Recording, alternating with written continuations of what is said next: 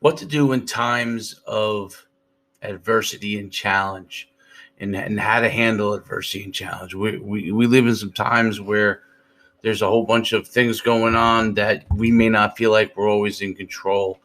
And when you look to God as your support system, and for me, Jesus Christ, to be able to help you um, to see beyond what's going on in this world, and figure out what does God want me to do. How does he want me to handle things? That's always tough. And then overcoming adversity and challenges, I think there's some key things that you can do to really help yourself. Number one, you must think logically with clarity before you take actions on things. Um, One of the failures a part of that a lot of people have when they try to make decisions is they make decisions purely emotionally. Emotion is important, passion is important, but you have to have logic and intuition and understanding of what your impacts of your decisions are. And if you have the understanding of that, then you can know how to map out a plan to get to where you want to be. And when you map out a plan of where you get to want to be, it's got to be simple, to the point, and have some end goals and some targets along the way.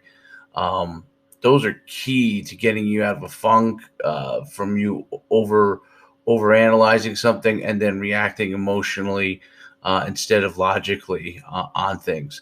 Having a strategy and a plan is critical, if you want to get something done, and it doesn't have to be overcomplicated, but it has to have goals, targets along the way, and mechanisms to track it. Because if you want to be able to reach something, there's a process to doing that. And when you get kicked and knocked down, you have to figure out ways to not just get back up and stand up, but you also have to figure out, um, uh, how am I overcoming this adversity and challenge? What is my plan? What's my mindset in utilizing that to make a huge impact, on what you're doing when you're overcoming adversity and challenges.